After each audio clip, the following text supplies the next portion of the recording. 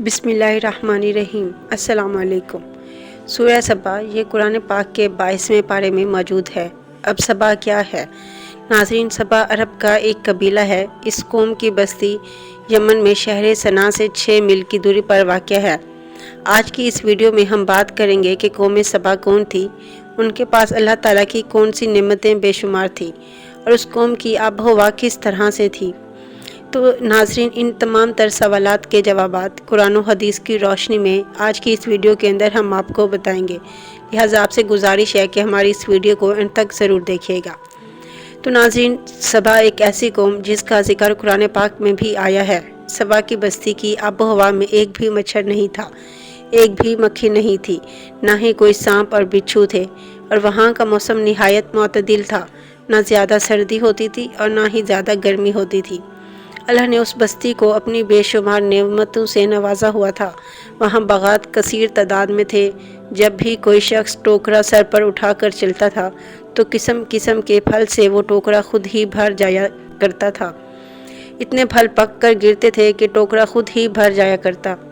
یہ قوم بڑی خوشحال تھی اور ان کے پاس بہت زیادہ مال و دولت تھی۔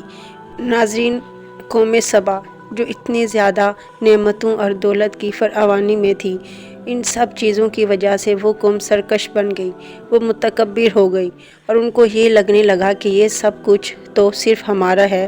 اب اللہ پاک نے اس قوم کو ہدایت کے لیے 1 یا 2 نہیں بلکہ 13 انبیاء کو بھیجا۔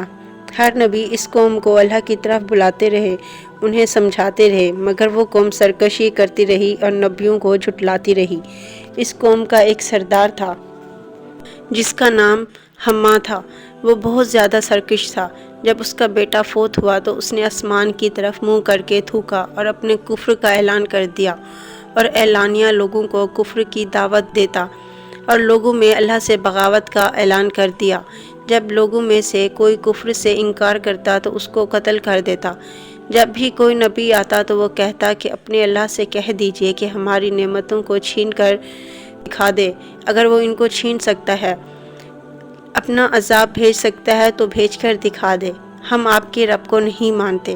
یہ وہ قوم تھی جو دنیا میں خوشحال تھی اور اس کی تہذیب و تمدن کی مثال دی جاتی تھی۔ ناظرین، ان لوگوں نے یہ سمجھ لیا کہ یہ سب خوشحالی ہماری اپنی وجہ سے ہے، اللہ کی طرف سے کچھ نہیں ہوتا۔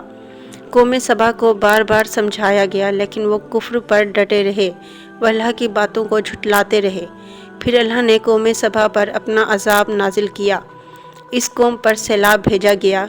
اب ناظرین، یہاں سوال یہ ہے کہ جب وہ قوم اتنی خوشحال تھی تو پھر انہوں نے اپنی حفاظت کے لیے بھی بڑے کام کیے ہوں گے، لہٰذا سیلاب کیسے آیا؟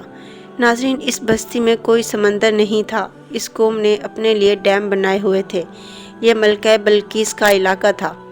ملکہ بلقیس نے 2 پہاڑوں کے بیچ میں اوپر نیچے 3 تالاب بنا دیے تاکہ پانی سٹور ہو اور پورا سال باغوں کو پانی ملتا رہے اور پانی کی کمی نہ ہو۔